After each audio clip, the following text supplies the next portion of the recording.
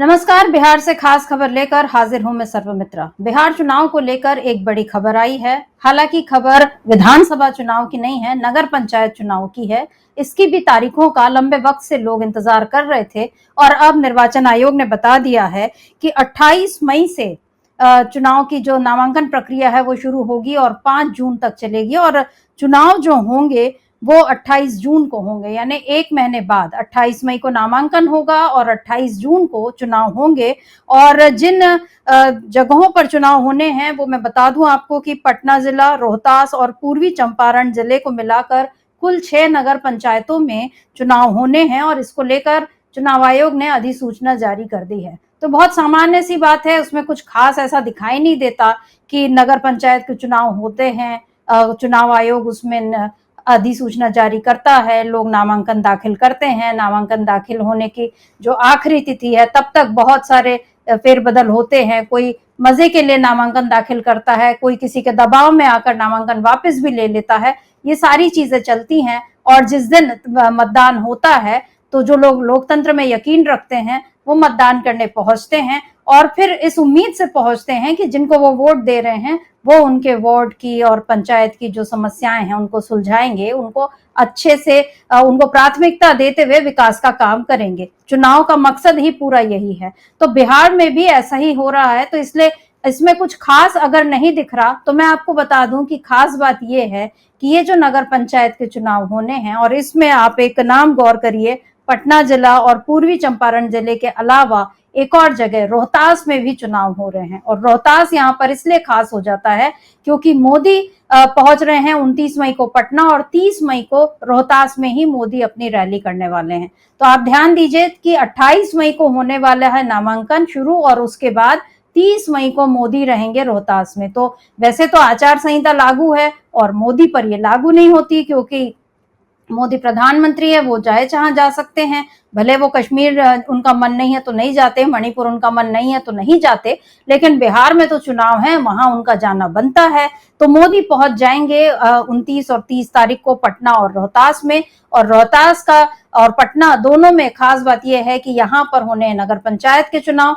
चुनाव आयोग ने अपने तरफ से अधिसूचना जारी कर दी है, लेकिन मोदी के जो दौरे की टाइमिंग है इसको देखकर ये समझ में आता है कि बीजेपी कोई बड़ा खेल करने की तैयारी में है। वैसे भी खेल जो है मोदी को काफी प्रिय हैं और वो चुनावी खेल हो तो फिर बात ही क्या है। आप जानते हैं कि आज ही जो मन की बात मोदी ने अभी रविवार यानी जो महीने का आखिरी रविवार है उसमें मोदी मन की बात करते हैं और इस बार उन्होंने अपने मन की बात में खेलो इंडिया कार्यक्रम का भी जिक्र किया और ये जो आयोजन था ये बिहार में हुआ था। इसको लेकर मोदी ने क्या कुछ कहा है मन की बात में, उसको देख लेते हैं। तो मोदी कहते हैं, साथियों, बीते दिनों खेलो इंडिया गेम्स की बड़ी धूम रही। खेलो इंडिया के दौरान बिहार के 5 शहरों ने मेजबानी की थी। वहां अलग अलग कैटेगरी के मैच हुए थे। पूरे भारत से वहां पहुंचे एथलीटों की संख्या 5000 से भी ज्यादा थी। इन एथलीटों ने बिहार की खेल भावना की, बिहार के लोगों से मिली आत्मीयता की बड़ी तारीफ की है। मोदी ने यह भी कहा कि जो खेलता है वही खिलता है। तो जो खेलता है वही खिलता है, ये प्रधानमंत्री मोदी बोल रहे हैं। यानी यहाँ पर वो बता रहे हैं कि बिहार में चुनाव के बहाने उन्होंने एक बड़ा खेल कर ही दिया। खेलो इंडिया, ये जो खेलो इंडिया गेम्स है, जो आयोजन है, ये बिहार में करवाने का मकसद ही शायद ये था कि यहाँ पर किसी भी तरह मोदी अपना थोड़ा सा और प्रभाव बढ़ा सके, ये बता सके कि बीजेपी को बिहार का कितना ख्याल है।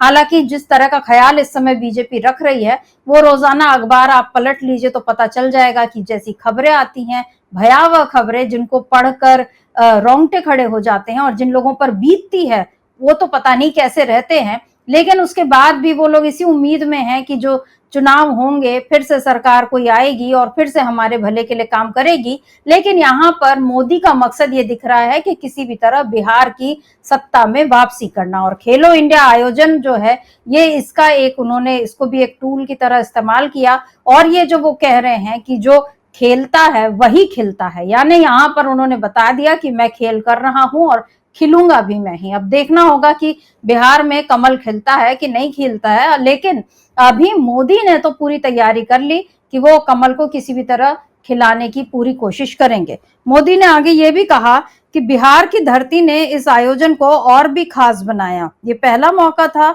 जब खेलो इंडिया यूथ गेम्स को ओलंपिक चैनल के माध्यम से दुनिया भर में प्रसारित किया गया।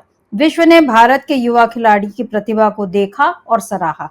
तो बड़ी अच्छी बात है, खिलाड़ियों को मौका मिलना चाहिए और बिहार हो चाहे देश का कोई भी राज्य हो, हर जगह ऐसे आयोजन बार बार हों और उसमें खिलाड़ियों को खुलकर बिना किसी राजनीतिक दबाव के अपनी प्रतिभा दिखाने का और अपनी काबिलियत साबित करने का मौका मिले। इससे अच्छी बात कोई और हो नहीं सकती। और मोदी ने अगर बिहार में यह आयोजन किया तो उसका भी स्वागत है, लेकिन सोचने वाली बात यह है कि क्या इस आयोजन के पीछे राजनीतिक मकसद क्या था? क्या मोदी ये जो कह रहे हैं कि जो खेलता है वही खिलता है, तो यहाँ पर क्या उन्होंने कोई चुनावी तीर यहाँ पर मारा है? ये सोचने वाली बात है। और नीतीश कुमार को भी ये सोचना होगा कि मोदी यहाँ पर जिस तरह का खेल कर रहे हैं उसमें किस तरह वो अपनी कुर्सी बचा पाएंगे।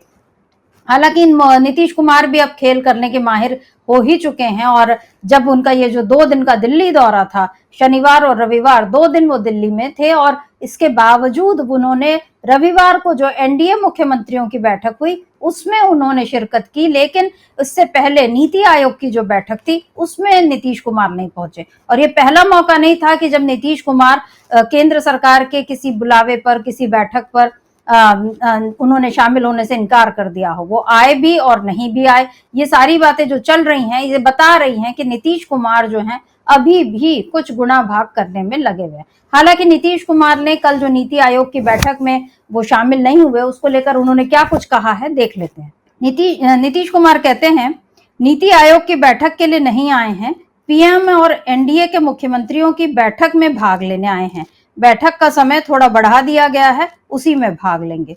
ये नीतीश कुमार ने कहा है। उन्होंने साफ कह दिया कि मैं दिल्ली आया हूं लेकिन मैं नीति आयोग की बैठक में शामिल होने नहीं आया। लेकिन अब सवाल तो बनता ही है कि आखिर क्यों वो नीति आयोग की बैठक में शामिल नहीं हुए? नीति आयोग से ऐसी दूरी बनाने का क्या मकसद था? क्योंकि यहाँ पर ऐसा नहीं है कि केवल एनडीए के मुख्यमंत्री थे, यहाँ पर तो नीति आयोग की जो 10वीं बैठक थी जिसकी अध्यक्षता मोदी ने ही की थी और उसकी जो थीम थी वो भी कि राज्य को मिलाकर वो, मतलब राज्य और केंद्र के सहयोग से कैसे वो 2047 का भारत जो बनाना चाहते हैं मोदी, उसकी बात वो कर रहे थे। मोदी वैसे भी बड़े दूरदृष्टा राजनेता खुद को मानते हैं, तो वो आज की बात नहीं करते, वो 25 साल बाद के भारत की बात कर रहे हैं। तो नीतीश कुमार क्यों इस 25 साल बाद वाले भारत में उनकी भूमिका क्या होगी, इसको लेकर वो बैठक में क्यों नहीं आए, ये एक सवाल तो बना हुआ है। और नीतीश कुमार ही नहीं, ममता बनर्जी भी नहीं पहुंची, सिद्धारमैया भी नहीं पहुंचे, पिनराई विजयन नहीं पहुंचे, एन रंगास्वामी नहीं पहुंचे। तो ये जो नेता है, एन रंगास्वामी तो ठीक है पुडुचेरी के हैं और वो बीजेपी के ही माने जाएंगे, लेकिन सिद्धारमैया या ममता बनर्जी, इनका तो बीजेपी से एक विरोध रहा है। अब इन लोग क्यों शामिल नहीं हुए ये सोचने वाली बात है, लेकिन नीतीश कुमार का शामिल ना होना ये कई सवालों को जन्म दे गया कि आखिर क्या वजह थी। आप थे, ऐसा भी नहीं कि आपकी कोई तबीयत ठीक नहीं थी या आप किसी और कार्यक्रम में व्यस्त थे या आप दिल्ली नहीं आए, आप दिल्ली पहुंचे भी लेकिन फिर भी आप बैठक में नहीं आए, तो इससे एक हलचल मचनी स्वाभाविक है। अब मैं आपको बता दूं कि ये जो मोदी की जो खेल भावना, सियासत की जो खेल भावना मोदी की जो बार बार नजर है, अभी आपने सुना जिस तरह से उन्होंने खेलेगा तो खिलेगा वाली बात जो कही वो मैंने आपको बताई। लेकिन अब आप ये भी सुन लीजिए कि नीति आयोग की बैठक में मोदी ने क्या कहा था। उन्होंने कहा, अगर केंद्र सरकार और राज्य मिलकर टीम इंडिया की तरह काम करें तो कोई भी लक्ष्य असंभव नहीं है।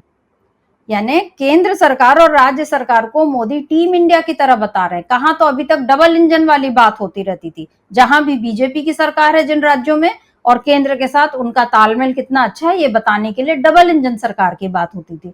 लेकिन नीति आयोग की बैठक में मोदी ने टीम इंडिया की बात की, इसमें क्योंकि गैर भाजपाई मुख्यमंत्री भी शामिल हुए, तो अब उनके साथ मोदी का कल बहुत सारी अच्छी तस्वीरें भी आई कि वो सौहार्दपूर्ण वातावरण में मिल रहे हैं, लोग हंसते मुस्कुराते मिल रहे हैं। जो हमेशा एक दूसरे के खिलाफ तलवारें खींचे रहते हैं वो लोग भी बहुत अच्छे से मिल रहे थे मोदी से। तो ये देखकर अच्छा लगा कि देश का राजनीतिक माहौल ऐसा ही सद्भावपूर्ण होना भी चाहिए।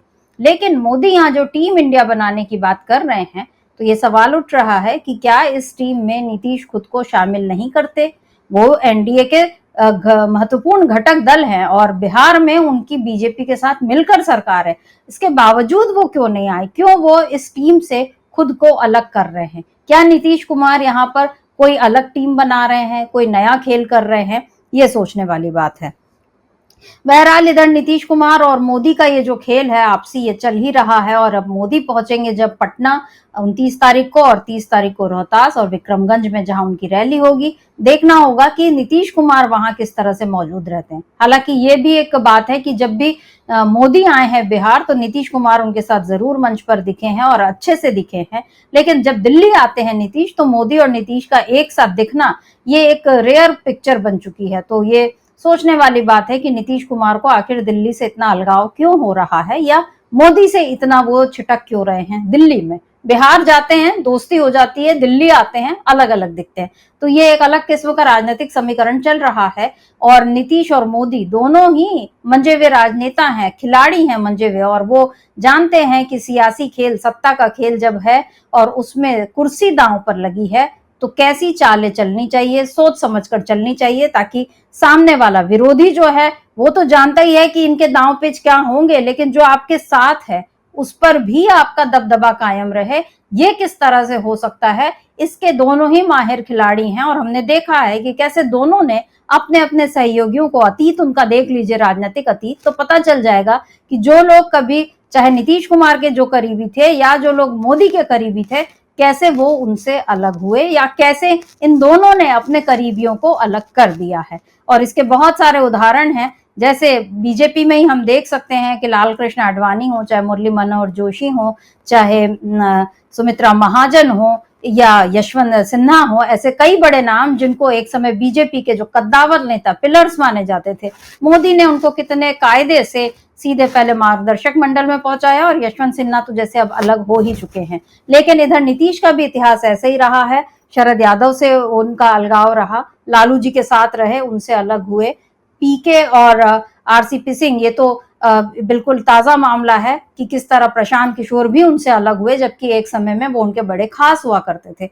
तो नीतीश कुमार भी अपने साथियों को अपना मतलब निकल जाने के बाद किनारे लगाने के वो मंजे हुए खिलाड़ी हैं, और यही काम मोदी कर रहे हैं। अब देखना यह है कि मोदी और नीतीश आपस में मिलकर यही काम एक दूसरे के साथ किस तरह से करने वाले हैं, क्योंकि जो अभी का राजनीतिक परिदृश्य है उसमें यही नजर आ रहा है कि मोदी और नीतीश दोनों एक दूसरे का हाथ थामे हुए एक दूसरे को झटकने की तैयारी में हैं। अब ये किस तरह से होगा, ये आगे के चुनावी जो समीकरण है ये बनते रहेंगे और उसको भी हम आगे आप तक पहुंचाएंगे। लेकिन इस बीच बिहार से एक खबर ये है कि तेजस्वी यादव जो बहुत तेजी से उभर चुके हैं एक बड़े राजनेता के तौर पर, और नेता प्रतिपक्ष तो वो हैं ही, लेकिन जिस तरह से उनका जनसंपर्क हो रहा है, जनता के बीच वो जा रहे हैं और एक पूरा माहौल महागठबंधन के पक्ष में बन रहा है।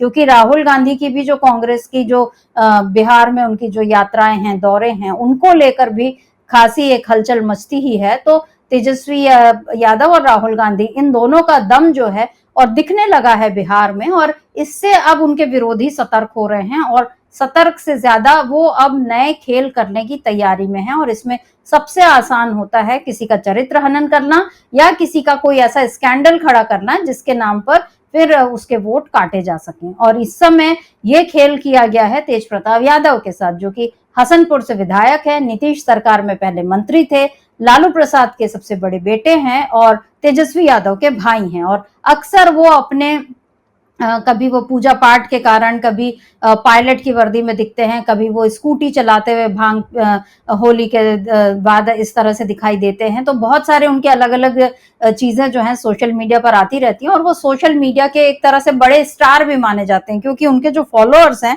वो काफी ज्यादा है। 31,49,000 फॉलोअर्स बताए जाते हैं तेज प्रताप यादव के, जो 4 अलग अलग सोशल मीडिया अकाउंट हैं। इसमें 2 फेसबुक अकाउंट, एक एक्स पे और एक इंस्टाग्राम जो अकाउंट है, इन सबको मिलाकर 31,49,000 फॉलोअर्स हैं तेज प्रताप यादव के। और लोग उनके पोस्ट को बड़े इत्मीनान से, रोचकता के साथ देखते हैं और उस पर खासी दिलचस्पी लेते हैं। इन तेज प्रताप यादव की अभी एक पिक्चर एक लड़की के साथ बताई गई और ये कहा गया कि इनसे संबंध चल रहा है, और इस तरह की बातें जो है तेज प्रताप यादव के खिलाफ कही गई, जिस पर अब तेज प्रताप यादव ने ट्वीट कर एक सफाई भी पेश कर दी और बताया है कि कैसे उनके अकाउंट को हैक करके उनके परिवार को बदनाम करने की कोशिशें हो रही हैं। क्या कुछ लिखा है तेज प्रताप यादव ने, देखते हैं। तेज प्रताप यादव लिख रहे हैं, मेरे सोशल मीडिया प्लेटफॉर्म को हैक एवं मेरी तस्वीरों को गलत तरीके से एडिट कर मुझे और मेरे परिवार वालों को परेशान और बदनाम किया जा रहा है।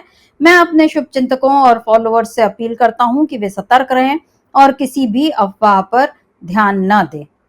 अब उन्होंने तो अपनी सफाई, शनिवार को उनका ये जो पोस्ट है वो आ गया था, लेकिन उसके बावजूद उन पर हमले अभी रुक नहीं रहे हैं। बहुत सारे पोस्ट इस तरह के आ रहे हैं जिसमें जो कथित गर्लफ्रेंड बताई जा रही है तेज प्रताप यादव की, उसके साथ अलग अलग तस्वीरें कि कहीं वो करवा चौथ में दिखाई दे रही है पूजा करते हुए, कहीं उसकी मांग में सिंदूर भरा है। अब ये किसी लड़की को इस तरह से जरिया बनाकर तेज प्रताप यादव को घेरना और तेज प्रताप यादव को जरिया बनाकर तेजस्वी यादव को घेरना, ये सारी साजिश जो है ये बिहार चुनाव में शुरू हो गई है। और इससे समझ में आ रहा है कि इस समय जो विपक्षी खेमा, यानी विपक्ष में तो महागठबंधन है, लेकिन महागठबंधन का जो विपक्षी खेमा है, यानी जो सत्ता में बैठे लोग हैं, जो लालू प्रसाद से, उनके परिवार से, उनकी राजनीतिक विरासत से, उनकी धर्मनिरपेक्षता में यकीन से जो चिढ़ने वाले लोग हैं, वो किस तरह से एक लड़की को जरिया बनाकर पूरे परिवार को बदनाम करने में लगे हैं।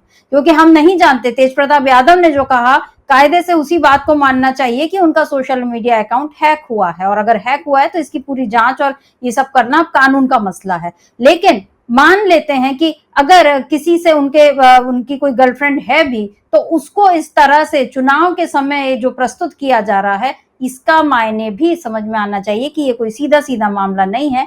ये साफ साफ एक व्यक्ति की निजी जिंदगी में जबरदस्ती घुसना और उसको बदनाम करने की कोशिश है। तो यहाँ पर तेज प्रताप यादव को जिस तरह से बदनाम करने की कोशिशें हो रही हैं, उससे समझ में आता है कि ये जो सारा खेल बिहार का अभी से काफी दुष्चक्र में एक फंसता जा रहा है पूरा बिहार चुनाव। और ये जो खेल है ये बहुत ही घिनौना किस्म का खेल यहाँ पर शुरू हो गया है। क्योंकि अभी तक जो चुनाव के जो मुद्दे होते हैं, आप उन पर बात करिए, आप उन पर सत्ता पक्ष की या विपक्ष की आप उन पर खबर लीजिए, एक दूसरे से आप उन पर सवाल कीजिए। लेकिन ये जो सारी चीजें हैं ये बता रही हैं कि किसी का चरित्र हनन करना, किसी के बारे में उसकी गलत छवि बनाना, किसी की निजी जिंदगी में ताक झांक करके उसके बारे में गलत खबरें प्रसारित करना, ये जो सारा खेल है ये रुकना चाहिए। और ये बिहार की जनता इस चीज को अच्छे से जानती है और वो समय आने पर इसका जवाब दे भी देगी। तो आज के लिए बस इतना ही। नमस्कार, मैं सर्वमित्रा।